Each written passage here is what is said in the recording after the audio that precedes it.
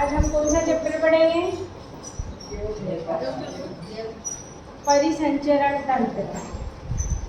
कि जिस तरीके से हम लोग एक स्थान से दूसरे स्थान पर आने जाने के लिए परिवहन के साधनों का उपयोग करते हैं, इसी तरह हमारे शरीर के अंदर भी ऑक्सीजन, पोषक पदार्थ, विभिन्न प्रकार के हार्मोन, इसी तरह शरीर के अंदर बनी हुई विभिन्न प्रकार की अशुद्धियाँ जैसे कार्बन डाइऑक्साइड या दूसरे पदार्थ नाइट्रोजन युक्त अवशिष्ट जो किडनी के द्वारा पृथक किए जाते हैं। यानी सिंपल परिभाषा हम देखते हैं कि शरीर में पोषक पदार्थों, ऑक्सीजन, कार्बन डाइऑक्साइड और उत्सर्जित पदार्थों को एक स्थान से दूसरे स्थान तक लाने ले जाने के लिए एक तंत्र पाया जाता है। उस तंत्र को हम क्या कहते हैं? परिसंचरण तंत्र।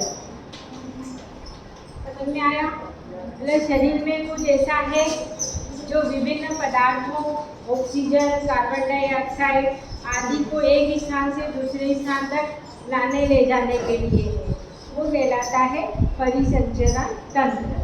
अब क्या आप लोग जानते हो हमारे शरीर में परिसंचरण के लिए क्या होता है? किसमें घुलकर पूरे शरीर में चीजें जाती आती है? ऐसी कोई रक्त। हम जानते ही हैं कि हमारे शरीर में रक्त पाया जाता है। एक तरल द्रव पाया जाता है जो लाल रंग का होता है, जिसे हम कहते हैं रक्त।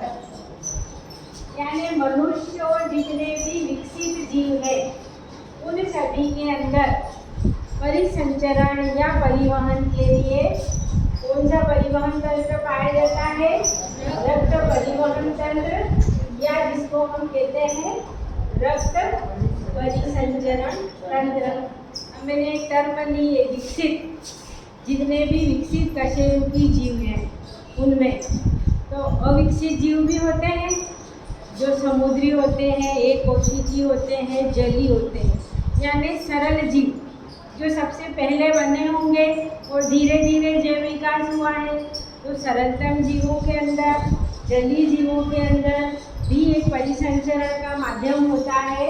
उसको कहा जाता है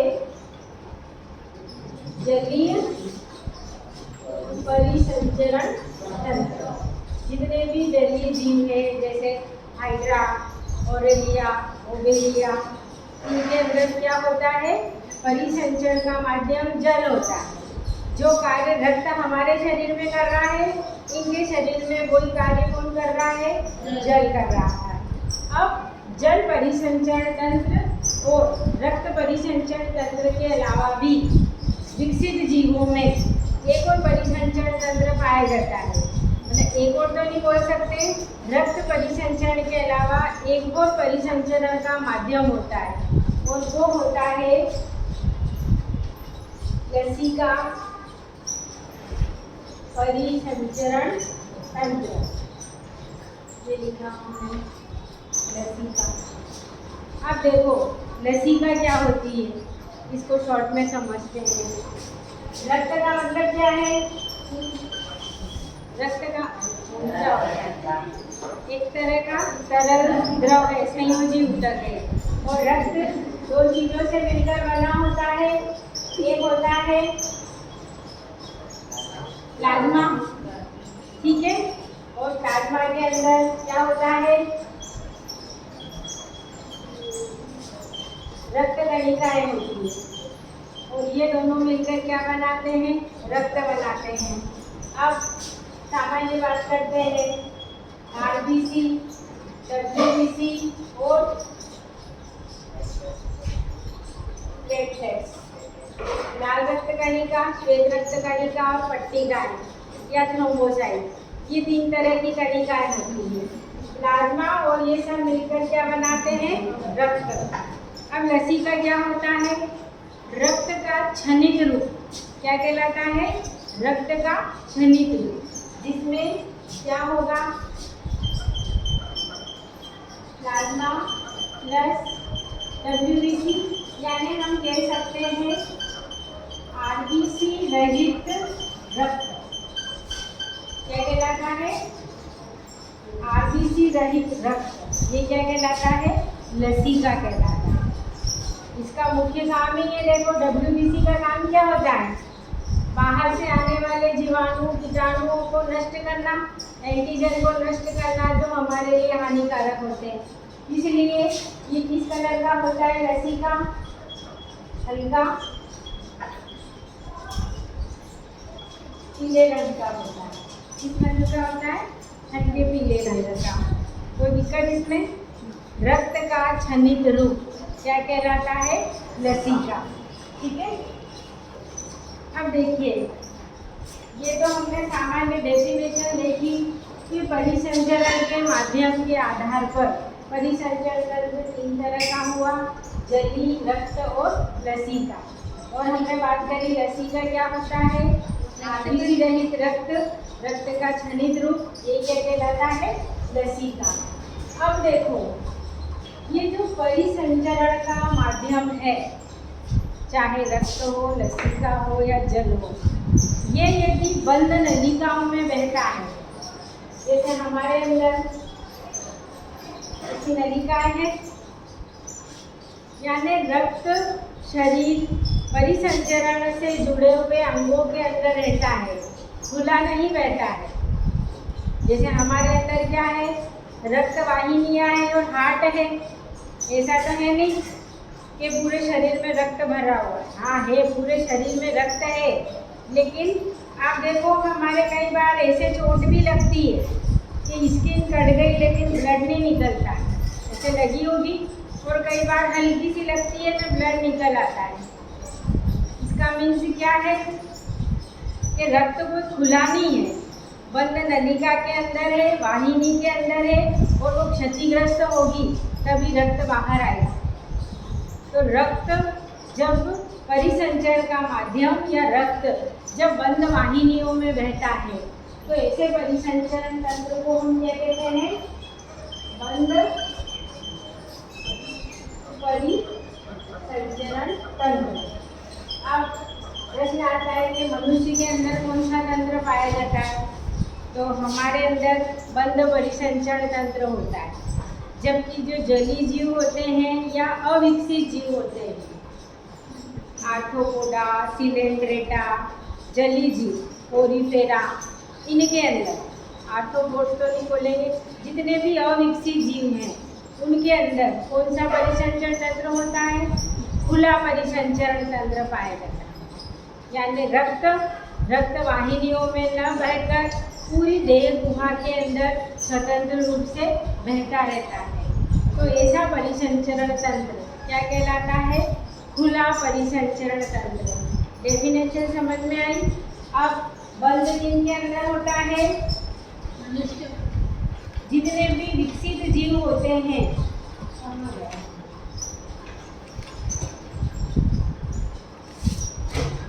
जितने भी विकसित जीव होते हैं उनके अंदर बंद परिसंचरण तंत्र होता है, और जितने भी अविकसित जीव होते हैं, अकशेरुकी होते हैं, उनके अंदर खुला परिसंचरण तंत्र पाया जाता है। कोई प्रॉब्लम इसमें?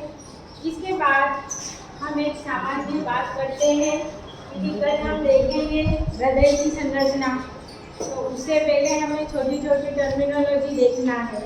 अब देखो ये लिखी मैंने यहाँ पर रक्त वाहिनी, हम सामान्य भाषा में क्या बोलते हैं इसको? नसें बोलते, नस या नसें। अब हम ये शब्द नहीं बोलेंगे, क्या बोलेंगे? रक्त वाहिनी, यानी रक्त जिन नलिकाओं में बहता है उनको हम कहते हैं रक्त वाहिनी। अब हमारे शरीर के अंदर, हमारे में सभी विकसित कशेरुकियों के अंदर, सभी जीवों के अंदर 2 तरह की रक्त वाहिनी होती है।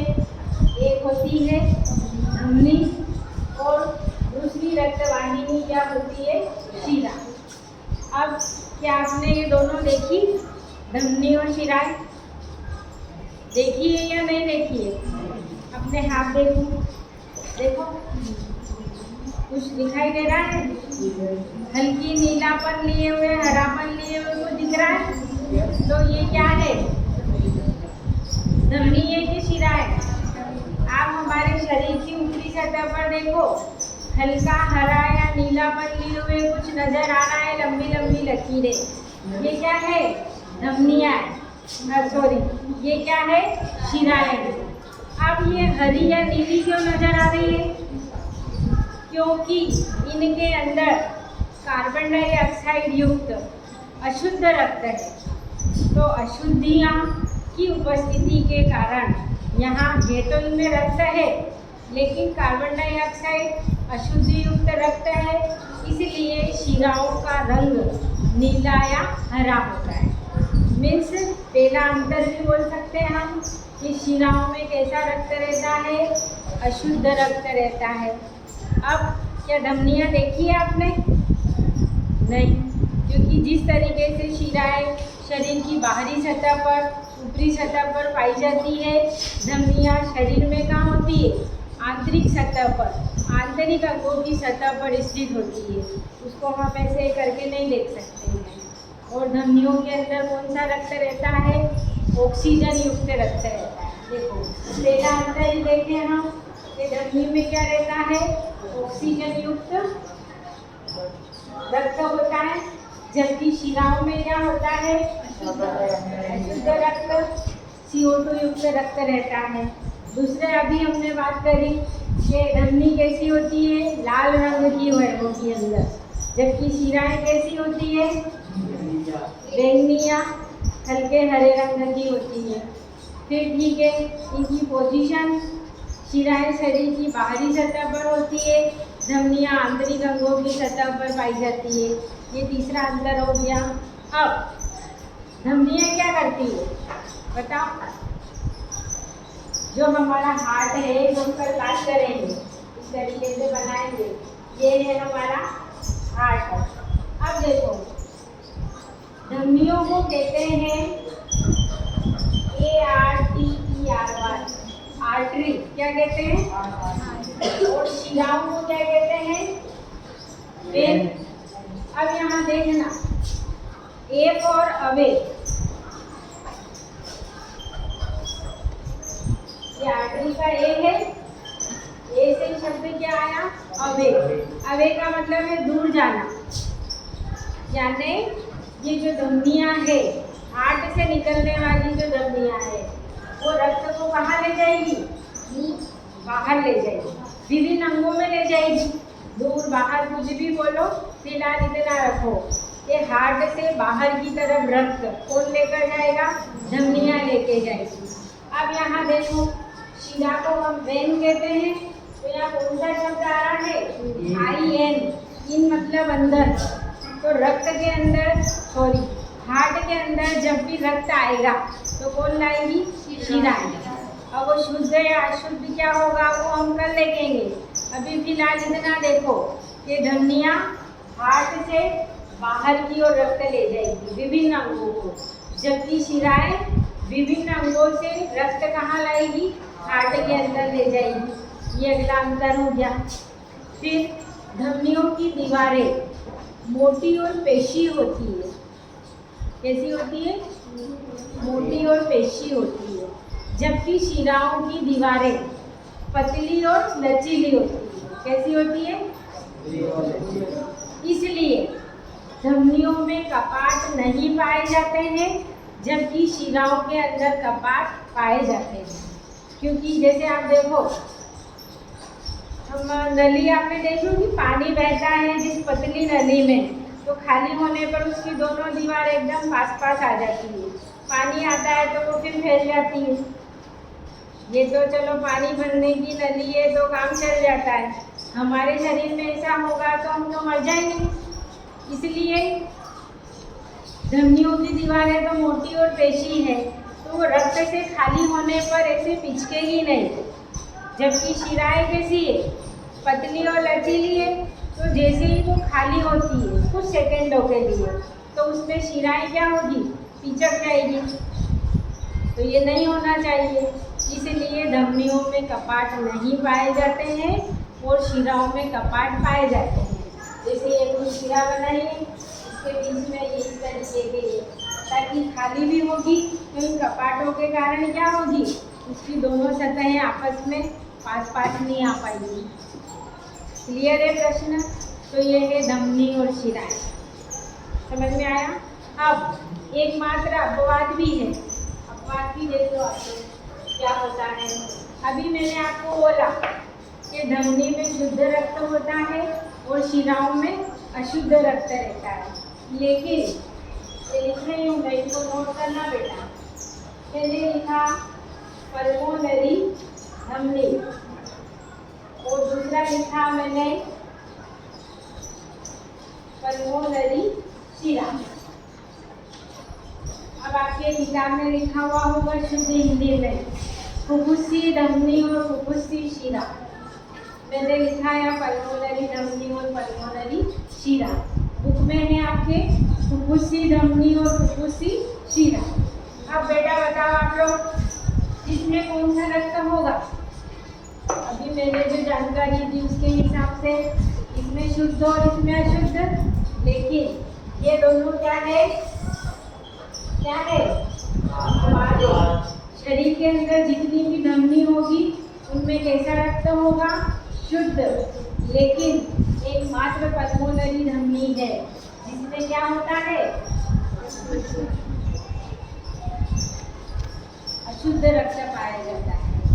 और एक मात्र पल्मोनरी शिरा ऐसी है जिसमें कैसा रक्त पाया जाता है? शुद्ध रक्त पाया जाता है। कोई दिक्कत? याद रह जाएगा। अब एक और टर्म है यहाँ पर बेटा, देखो एक प्रश्न आता है या सामान्य टर्मिनोलॉजी है कि दोहरा परिसंचरण तंत्र। अब दोहरा परिसंचरण तंत्र क्या है?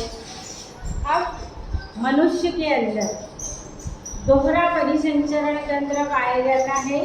इसका मतलब ये है कि एक ही रक्त एक बार अशुद्ध अवस्था में और वो ही रक्त दूसरी बार शुद्ध अवस्था में, यानी एक ही रक्त हृदय से होकर दो बार गुजरता है।